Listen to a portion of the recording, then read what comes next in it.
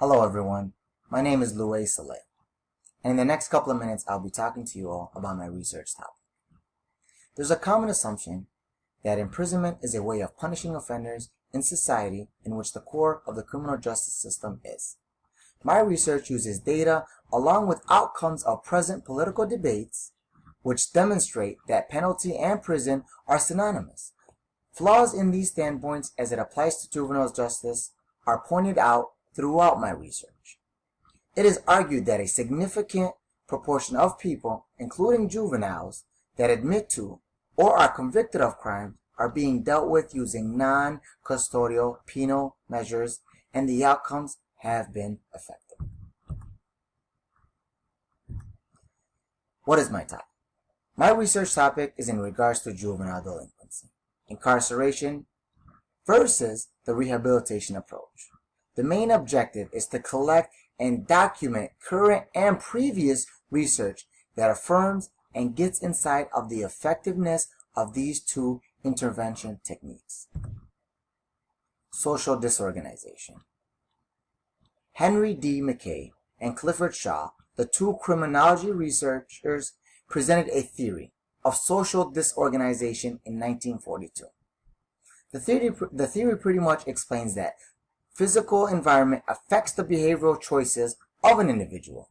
The involvement of individuals with gangs, criminal activities, and drugs is all a result of their environment, criminal activities, and their social surroundings, relations, and unhealthy interactions. Many adolescents enter or join the young gangs that promote crime, terror, as well as drug abuse. What are the behavioral approaches? Theorists explain different behavioral approaches that highlight the reasons behind the establishment of violent and ruthless gangs that is more common in juveniles.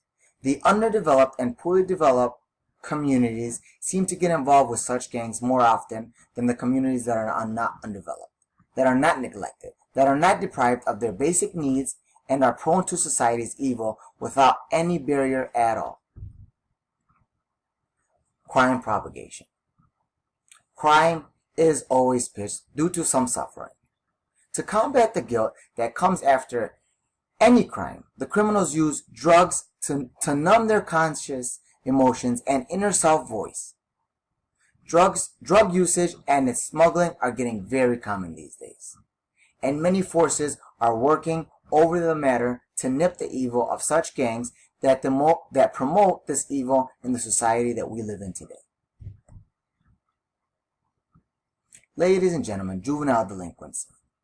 A 2008 report in the USA indicates that approximately 15% of arrested criminals for illicit conduct were juveniles, according to a U.S. census back in 2012. In addition to the mystery of youth crime, aberrance as an adolescent is also a huge risk factor, which may lead to future engrossment with illegal integrity system as a grown-up. What are the statistics behind my research? Research studies have demonstrated how juvenile rehabilitation, as opposed to punishment, has and continues to receive support from an array of public institutions. The essence of saving the delinquent juveniles so that they do not experience a problematic future in the long run. And that's very essential, and that's important for these juveniles as they grow up into their adulthood. The research suggests that varied components ought to be incorporated in the design of rehabilitation programs for juveniles, and such include community-based early treatment interventions. Methodologies used in my research. What are they? Methods that were used and consisted of tactics such as Scare Straight, a televised show that was provided to many people all around the world, and others related programs have been devised in different places all around the world, which bid low cost and easier execution plan to avert this issue.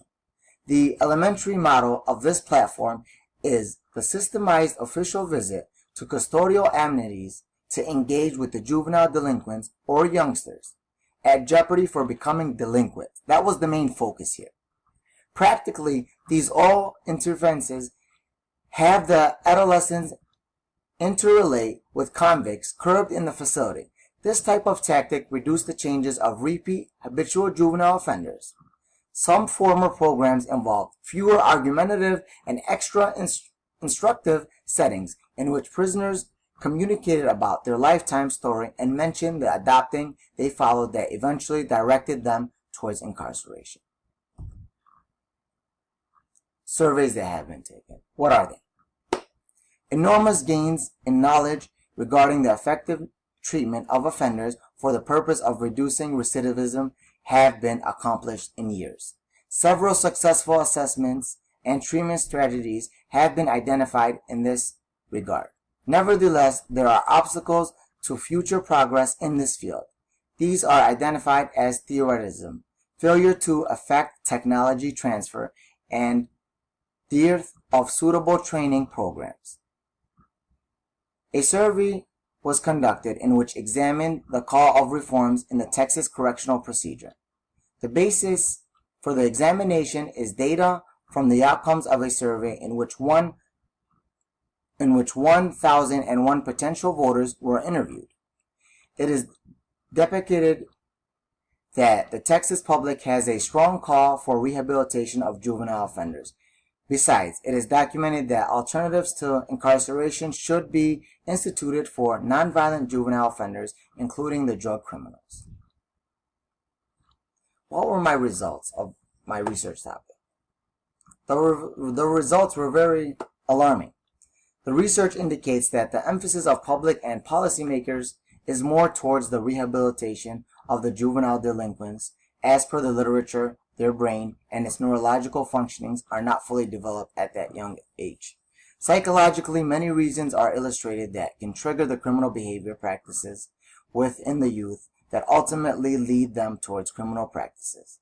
American legislations took the initiative to develop policies for juvenile delinquents, but ironically, they are the ones with the highest juvenile death sentencing rates. The rate of crimes among youths increased day by day, and the best combating strategies need to focus more on rehabilitation approach rather than the punishment approach. The better practices to address this issue include the administration of rehabilitation forms despite sentencing punishments. Moreover, the awareness among the audience would be spread to value rehabilitation over incarceration. It is an attempt to provide a deeper look into the juvenile justice system and its handling in generating logically acceptable results.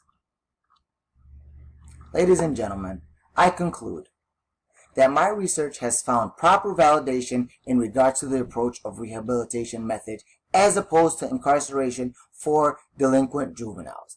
The only rational purpose for a prison is to restrain those who are violent while we help them to change their behavior and return to the community as contributing members of society. Our country is plagued by the shameful, disproportionate treatment of minority youth at all stages in the justice process, and stands alone in the world in our punitive approach to children. Rather than receiving proper rehabilitative care, young people are incarcerated in violent, unsafe facilities that compound pre-existing problems, such as child abuse, mental illness, learning disabilities, and school failure. Incarcerated youth are being abused and neglected by the very persons entrusted with the responsibility for their safety and rehabilitation. It does not and should not be this way.